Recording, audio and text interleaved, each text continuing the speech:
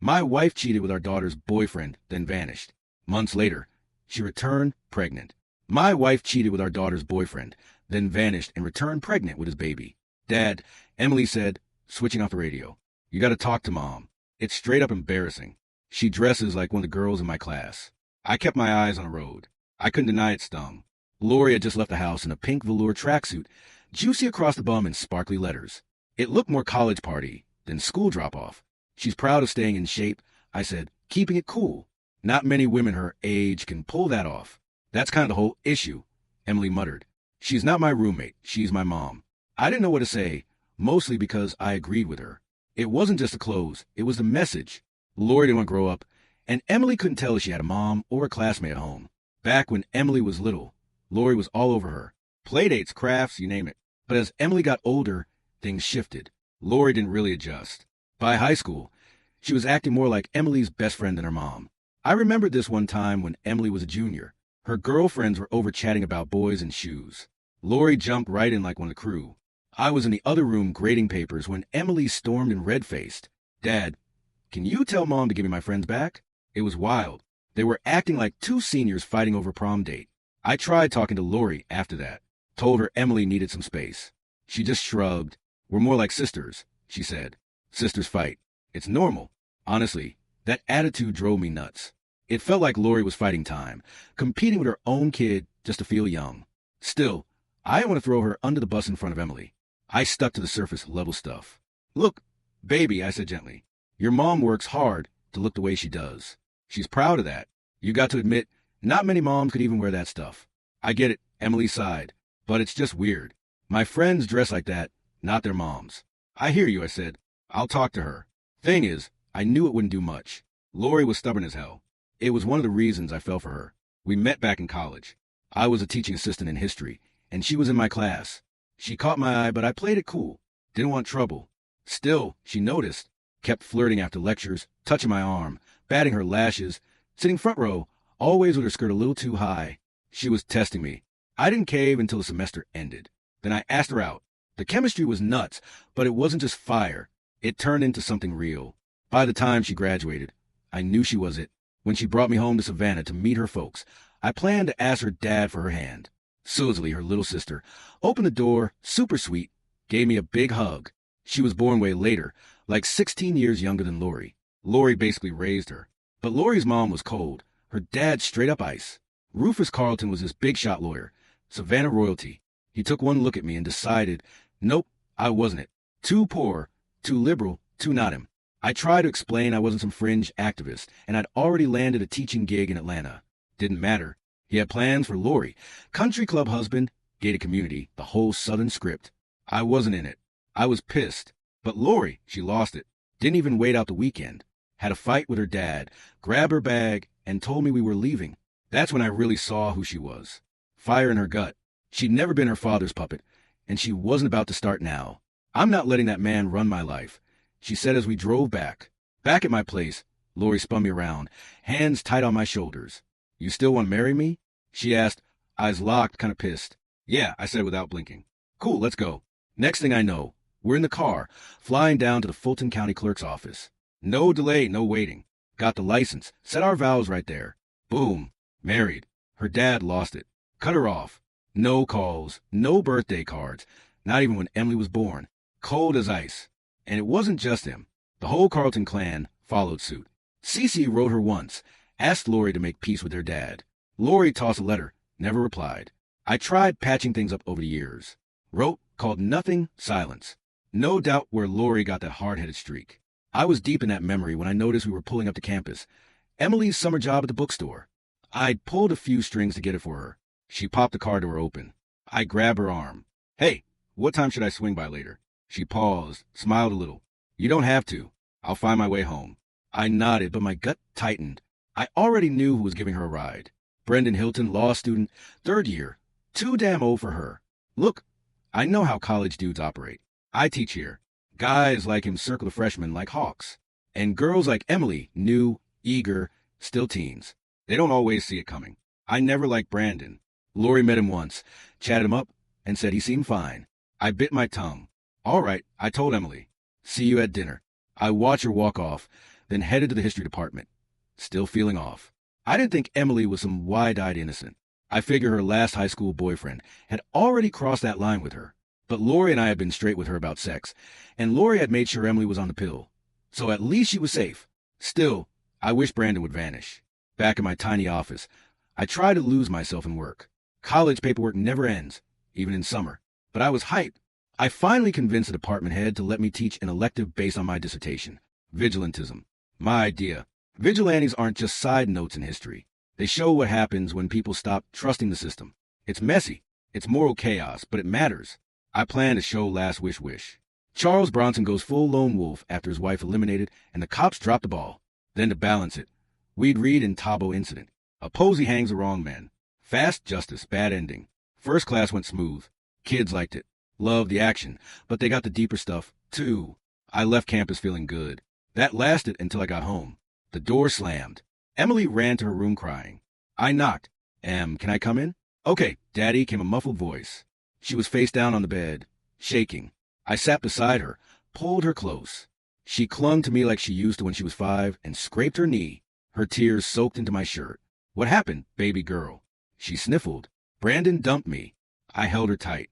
I'm so sorry, I said. Truth. I wasn't. Dude was trash. But I couldn't say that now. Not while she was hurting. I stayed quiet. Just rubbed her back. Let her cry it out. Then I heard Lori come home. Figured maybe a mom's voice could help. So I slipped downstairs. We had a bit of a meltdown. I told her. Brandon ditched Emily. She's wrecked. Lori raised an eyebrow. Good. About damn time. I blinked. Wait, I thought you liked the guy. He was wrong for her. She snapped. Too smooth. Too slick.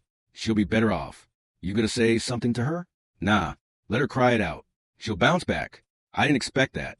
I figured she'd be soft. Huggy mom mode. But nope. That job was mine today. I hope you're right. I said. Emily skipped dinner that night. Next morning, she ate a little toast, then got sick and went right back to bed. I called the bookstore, told them she was out sick. Lori said she'd be fine. I hope she was right. Emily went back to work the next day, but she barely touched food, gave up on breakfast completely. I figured it might be the flu, but she said she was fine, so I backed off. Truth was, she was still wrecked over Brandon. But yeah, she did seem a bit better. That lasted until Friday. I stayed late at the office trying to knock out a few things, so I could keep the weekend clear. Got home close to 6 o'clock, dropped my bag in the study, went looking for the girls. Emily's door was closed. I heard crying again. I knocked soft. It's me. I cracked the door. She was on the bed, face red, tears running. When she saw me, her face crumpled and she ran into my arms, sobbing hard. Hey, baby, talk to me. What's wrong? She buried her face in my shoulder. Then slowly, she looked up, eyes wide, scared. Oh, Daddy. Her voice cracked. I'm pregnant. My head spun. I turned, sat next to her on the bed, could barely think. What came out of my mouth next? Dumbest things I ever said. Are you sure? How did this even? She didn't even blink at how stupid I sounded. I took a test yesterday, came back positive, went to clinic today. They said I'm 6 weeks, but you've been on the pill. I told the doctor that. She said it doesn't always work.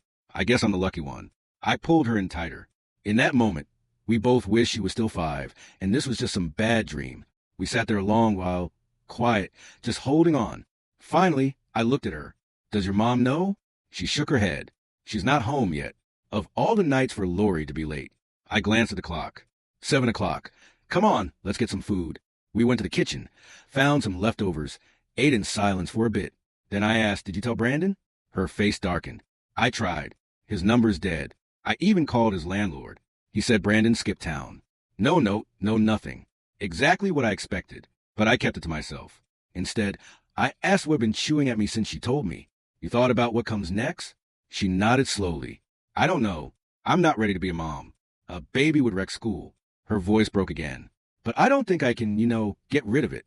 Another pause, then quiet, but sure. I think I want to have the baby. I stood, walked over, hugged her tight. Then we're with you, me and Mom. We got your back. We'll figure out. She looked up, eyes full of tears. I love you, Daddy. I love you, too, baby. We sat back down, finished eating. No more words needed. The clock said past 8. Still no Lori. I tried her cell straight to voicemail. Called her office. No answer. I dialed Jackie, her best friend. Hey, Jackie, it's Tom. You heard from Lori today? Jackie sounded surprised. No, not in a few days. Thought she was with you. She left work this afternoon for a meeting. She hasn't come home. After I hung up, Emily looked at me nervous. Is Mom okay? She probably had a meeting or interview. Might have told me, and I forgot. Truth, I didn't believe that. I felt something off, but Emily didn't need more stress. We went to the living room, turned on the TV. Some cheesy talent show was on. We watched, joked about it like we used to, like everything was still normal, even though it wasn't. By the time the show ended, Emily was nodding off. You've had a day, I said softly. Get some rest. I'll tell Mom when she gets back. We'll talk more tomorrow. She nodded and went to her room. I stayed up waiting. Next thing I knew, sunlight hit my face. I blinked, sat up. I passed out on the couch. The bedroom was still empty. I ran to the garage. Her car was gone. Now I was really freaked. Tried her cell. Nothing. Called her office. Still no answer. I looked up her boss's home number. Called him. His words chilled me. She showed up Friday. Left mid-afternoon for a meeting. Hasn't been back. I'd never dealt with someone going missing. Didn't even know where to start. I grabbed the phone. Started calling hospitals. Nothing. Finally, I called the cops. After getting passed around, some tired-sounding sergeant picked up. We got no reports of accidents or unknown persons matching your wife's info, he said. Most likely something came up. Maybe she just didn't have time to call. But her car is gone, too. I said that kind of points more to her leaving on purpose. Still, your call's logged. If she doesn't turn up in 72 hours, we'll file it as missing. Give me the make, model, and plate, and we'll keep an eye out. I gave it to him, said, thanks. Felt anything but calm. Lori wouldn't just ghost like this.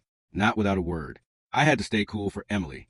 The whole weekend, I called everyone. Friends, coworkers, even old family contacts. No one had seen or heard from her. I thought about Savannah, but didn't think she'd go back there. Not after the way things ended with her folks. We didn't want to leave the house in case Lori came home. The place felt like a box. Quiet, tense, heavy. Phone rang a few times. All friends asking for news, but we had none. Monday came. Emily's nausea was still bad, but she figured skipping breakfast helped. I switched to cold cereal. Kept the kitchen smell-free. Still brewed coffee, old habits. You sure you don't want to go to work? I asked. She looked warm, but nodded. Yeah, might help. I dropped her off. My first class was until 1 o'clock. Around 10 o'clock, the phone rang. Same cop from before. Mr. Manning heard from your wife yet? No, still nothing. All right. It's been 72 hours. We're opening a missing persons case. Can you come down and fill out the forms? Yeah, on my way. At the station, a detective walked me back to his desk. Thought I'd already told him everything, but he wanted more. Way more. Where she went, what mood she'd been in, stress, fights, any new habits. It felt endless. Then, just when I thought we were wrapping up, he said, real casual. Oh, and we think we found her car. I stared. What? Where is she? He didn't blink. Car was found on the top floor of the garage near your campus. I froze. You sure she wasn't seen on Friday? Nope. You're the last person to say you saw her. I nodded. Breakfast that morning. All right, Mr. Manning. That's it for now. I stood up a little shaky. Can I get the keys to her car? He shook his head. Forensics is going through it looking for prints. Blood, that kind of thing. Blood? I whispered. It hit me hard like I'd been kicked in the gut. My legs almost gave out. Was she hurt or worse? The next few days were hell. My mind ran wild. Hijacked, attacked, dead in some ditch. I felt sick, thinking how pissed I'd been when she didn't come home. Now I'd give anything to hear her voice. Emily was spiraling. The pregnancy had her on edge already. And now this. She wouldn't let go of me. Barely slept. Jumped at every sound. Said she didn't feel safe. Held her belly like a shield. Lori's vanishing cracked us both. Then things got even worse. A detective from Missing Persons called. Told me to come in again. When I got there, they walked me into a small room. Another cop was waiting. This is Detective Rowe. The first one said, she's with homicide. A homicide? I dropped into the wooden chair, like my legs quit working. My voice barely came out. You found Lori? Is she? No, the woman said. We haven't found her, but we found a few things worth talking about. We checked every airline bus station. Nobody matching her showed up Friday or Saturday. Her bank account's untouched. Credit cards, too. No movement. She leaned forward. So, no answers yet, but we got a lot of questions for you. I stared. Me? Why? I've already told you everything I know. She left work that day in her car. Rose said that same car was found on your campus. We dusted it. Only prints, and there were yours and hers. So, how do you explain that? I blinked. What do you mean? I've been in her car Plenty times. I drove it last week. Why would my prince be there? She didn't flinch. How was your marriage, Mr. Manning? Any fights? Cheating? Money problems? I started to get it. My stomach turned. You think I did something to her? I said, I'm the one who reported her missing. Row across her arms. Husbands reporting missing wives is actually pretty common in these kinds of cases. In these kinds of, are you accusing me of something? Do I need a lawyer now? She glanced at her partner. If you feel you need one, that's your right, he said. I didn't do anything. I snapped. My wife is missing and you're wasting time grilling me. Relax, Mr. Manning, the first detective said. We're just working through possibilities. You're her husband. You're where we start. You want us to find her, don't you? I sat back, still pissed, but trying to stay calm. Yeah, what do you want to know? Any problems between you and your wife? No, none. Roar pressed. Nothing serious. Same stuff as any couple. Little arguments. Parenting stuff. She leaned in. Anything new come up? Something about your daughter? I hesitated, then let out a breath. Yeah, one thing. Emily's pregnant. The two detectives glanced at each other. How did your wife take the news? The guy asked. Before I could answer, Rode jumped in. Maybe that's why she left. Maybe it upset her. Maybe you two fought. Did something happen, Mr. Manning? Did you lose your temper? I slammed my hand on the table, stood up. What the hell? How dare you? The male detective grabbed my arm and pushed me back into the chair. Take it easy. My partner got ahead of herself. I stared at her, shaking with rage. I love my wife. Only one I love more is my daughter. I'd die for either of them. And Lori didn't even know Emily was pregnant. She never came home that night. I turned to the guy. I'm done with this. Unless you're charging me, I'm leaving. He let go of my arm. We're done for now, but we might need to talk again later. I stood, started walking out. Mr. Manning, he called. Don't leave town. I shot him a look and walked out. Door slammed behind me. I could still hear them arguing as I headed to my car. My hands were shaking, heart racing. I tried to talk myself down. They're just doing their jobs. Standard stuff. But it didn't help. They thought I heard Lori. When I got home, Emily was waiting. Did the cops find anything? She asked. I forced a smile. No, sweetheart. Just want to go over some details again. Still nothing new. I hated lying to her, but I couldn't drop that weight on her, too. Next day, worse. Cops showed up with a warrant. I sat out back while they searched the house. Every drawer, every closet, every damn box. I had no clue what they were hoping to find, but they didn't get it. While they tore through the place, I called my lawyer. Figured it was time. As the cops packed up, a tow truck rolled in and hauled off my car. Said I'd get back in a few days. Lori's car was still in their lot, too. Had to ask a neighbor for a ride to the rental place. The only good thing, Emily wasn't home when it happened, but I knew we couldn't dodge the next hit forever. 2 days later, I was reading the paper, sipping coffee, when I saw the headline, Husband named person of interest in local woman's disappearance. I nearly dropped the mug. The article laid out Laura's case, talked about the search warrant, dropped hints, no names, no charges, but the message was loud and clear. They thought I did something. Foul play, and I was their guy. Emily read it too. She broke down crying. I was furious. I grabbed the phone, called my lawyer. They just painted me as a butcher. I snapped. Can I sue for this? It's defamation. They don't even know if there's been a crime. John, he said calmly, I already looked into it. My guess cops leaked it to turn up the heat on you, but the article's careful. No false facts, just phrased a certain way. It's still garbage, I growled. And Lori had friends at that paper. I know, he said. You've just got to be patient. Let it play out. I muttered, hung up. That afternoon, I got to my office and saw a note taped to the door. See, Chair of History Department. A sap. I went straight to Henry Vance's office. His secretary waved me in. He didn't waste time. John, he said, with everything going on, we think someone else should finish your summer course for now. I kept my voice level. Lori's the one missing. Henry, not me. I can still teach. I get that, he said. But with all this attention, it's not a good look. Not for you. Not for the department. I stood. So, I'm guilty till proven innocent, huh? That's not what you teach American history. I cut in. You forget how justice is supposed to work? He tried to speak, but I kept going. I'm teaching a class on vigilantism, and here you are, ready to string me up with no proof. Come on, John. Does the dean back this? Did you even check with faculty senate, or are you just winging it? He didn't answer. Well, unless you got orders from the top, I'll be in my lecture hall at 1. And if you try to stop me, I'll raise hell. You'll be the one looking for a new job. He sank into his chair. I care about the school. Henry, I said softer but firm. I wouldn't do anything to hurt it, but I'm not going to sit back while you throw me under the bus. Then I walked out. No one stopped me on my way to class. No security, no admin, just students. Packed room. Felt weirdly good, like maybe I still mattered. I had planned a lecture on vigilantes versus terrorists, but instead I told them what happened about the article, the meeting with Vance, the vibe on campus. Then I asked, can the press act like vigilantes? Where's the line between truth and blame? We talked about Hearst, how his newspapers helped start a war. He never fired a shot, I said, but historians say he lit the match. Then I asked, what about my department chair? Is he protecting the school or jumping to conclusions? It turned into a real talk. Honest, heavy. Students didn't want to leave when it ended. I hated being in this mess, but at least I turned it into something useful, a teachable moment. But outside the class, things were worse. After Lori first went missing, our phone rang off the hook. Friends, family, all offering help. Now dead quiet. One article turned us toxic. People stayed away like we were contagious. Then the phone rang again. I picked up. You fool. A voice roared. It was Laura's father, Rufus Carlton. What the hell did you do to my daughter? He yelled. I took a breath. Evening to you, too, Rufus. Nobody knows what happened to Lori. We're doing what we can. Don't feed me that crap. The husband always does it. I knew you were trouble from day one. She chose you over her family. And now, look, she's gone. And I swear we're going to find out what you did. I've got people on this.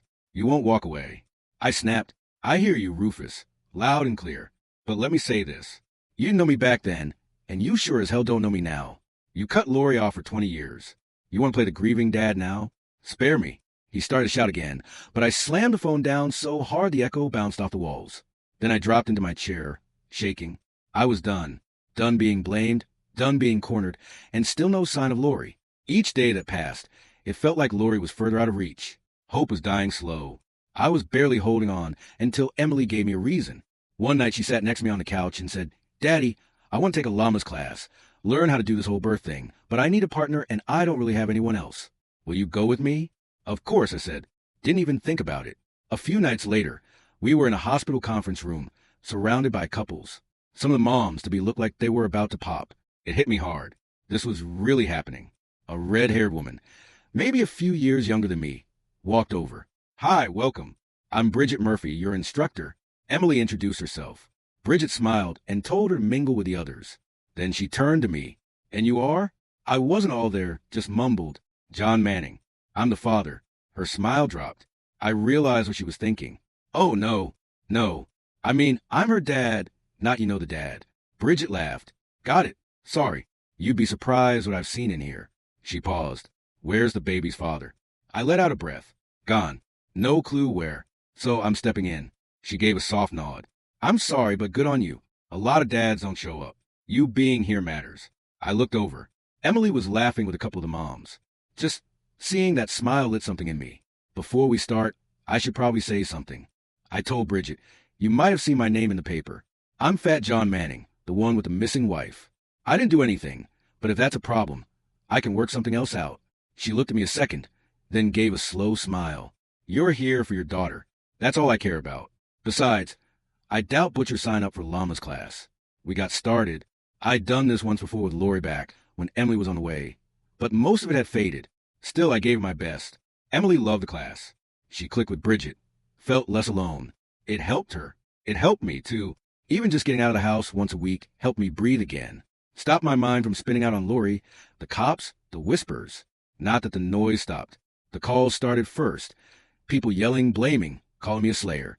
Then came letters, anonymous trash. People said they knew what I did. One even offered me money if I confessed to a tabloid. So, when I got an unmarked envelope one afternoon, I almost trashed it. But something about it made me pause. Inside was a short letter. My knees buckled as I read, John, I saw the news. I'm sorry. I never thought they'd think you did something to me. Please tell the police I'm alive and well. I'm with someone I love. File for divorce if you haven't already. I'm not coming back. Please tell Emily I love her even though I know I hurt her. Lori. Right then, Emily walked in. Dad, what happened? I just handed her the letter. She read it fast, handshaking. Her whole face changed. Shock, heartbreak. She just left us. She whispered. She didn't even say goodbye. She collapsed into my arms, sobbing hard. Holding her, I felt it, that twisted blend of relief and fury. Lori was alive, but she'd ghosted her family. No warning, no goodbye. Emily wiped her face and sat up. We have to take this to the cops right now. She was right. I grabbed my wallet and keys. She met me at the door. "I'm going with you," she said. I didn't argue. In the car, she sat quiet, holding the letter tight, then softly. "Are you going to divorce her?" I looked over. She was barely holding it together. "I'll talk to the lawyer. See what he says." "I think you should," she whispered. "I really do." She reached for my hand. We held on the rest of the way. At the station, we didn't call ahead, but luck hit. The missing persons detective was in. I asked for the woman from Homicide too, the one who'd been dodging me since day one. And they finally brought her in. We sat down across from them. I pulled out the letter and slid it across the desk. "This came today." The guy read it, then handed it to her. She read it flat, no emotion. Then she looked up and said, "You could have written this yourself." My blood boiled, but I stayed calm. Sure, I could have. Maybe I flew to New York, mailed it to myself. "Did you miss the postmark?" Before the woman cop could say anything, Emily pulled another envelope out of her purse. "And before you accuse my dad of faking that letter," she said, "here's one Mom wrote me when I went to camp. Go ahead, compare the handwriting." The first detective laid the two letters side by side. His partner leaned over to look. They shared a glance. Then he turned to us. "We'll send it to the lab to confirm," he said. "But yeah, looks like this closes the case." He held out his hand. "Sorry for the heat. We had to check." I shook his hand barely. When the woman cop offered hers, I looked past her and walked out with Emily. No one made an official statement. No press release. No apology. Sure, I was no longer a suspect, but there was no cleanup. My name was still trash, and nobody cared. I had my lawyer call the paper, threaten a lawsuit. They agreed to print an update, but not on the front page. No headline, just a two-line blur buried in the back. "Missing wife found to be runaway spouse." I stormed into my lawyer's office, slammed the paper on his desk. When they thought I eliminated her, it was front page. Now there's 2 damn sentences. He just shrugged. "That's how it works, John. Homicide sells. The truth, not so much." I made copies of the note and mailed them to everyone who turned cold on us. Drop one on Henry Vance's desk. He actually looked guilty when I saw him. "Congrats," he mumbled. I laminated a copy and stuffed it in my wallet. I was ready if anyone ever brought up again, but I didn't send one to Rufus Carlton. Let him figure out himself. One good thing came out of it. Once the letter was confirmed, I filed for divorce. Grounds desertion. It went through fast. No contest, no fight. Legal stuff was finally clean. Emily and I kept going to Llama's class with Bridget. A few weeks in, we started grabbing coffee. After one night, Bridget shared her story. She'd married her college boyfriend. He was sent to Afghanistan and died in a blast. She was pregnant when it happened, and then she lost a baby, too. But she didn't break. She got her degree, became a nurse, trained in midwifery. Now she helps other women bring life into the world. I sat there stunned. As a teacher, I have to say, you've got a real gift. You teach stuff that's hard. You make it stick. She smiled. That's just because I got motivated students. But I knew better. It takes more than students. It takes heart, and she had it. Driving home one night, Emily turned to me. "Did you notice what Bridget was wearing?" I blinked. "Her scrubs?" "No, Daddy." She changed. She had on jeans and makeup. "Oh," I said, "that's nice." She gave me a look like I was clueless. "She dressed up for you. She likes you." "Why would she like me?" Emily groaned. "Because you're a decent guy. You've been through hell, and you're still here. You should ask her out. It's time." I had thought about dating again, but I hadn't done anything. Everyone I knew was married. The single women on campus were closer to Emily's age, and I wasn't about to go down that road. But Emily kept at me. So, after the next class, I waited till everyone left. Then, I walked up to Bridget. "Hey," I said, "would you maybe want to go out sometime?" She smiled. "You mean like coffee? More like dinner? Maybe a movie?" She grinned. "With Emily?" I laughed a little nervous. "No, I mean just us. Unless you want Emily to come." She laughed full on this time. "Just us, John. That sounds nice." And just like that, I was dating again. I took it slow. It had been over 20 years. Lori and I had been fire and drama, highs and lows. I couldn't do that again. Bridget was calm, steady, honest. She didn't play games, didn't need constant praise. She was nothing like Lori, and that was a good thing. For the first time in a long while, I felt like I could breathe, be myself, maybe even build something real again. Emily was due around March 1st. She was doing great. No more nausea. She was glowing, excited, strong. So, when I had to drive down to our Columbus campus the day before Valentine's Day, I didn't feel bad. It was just a,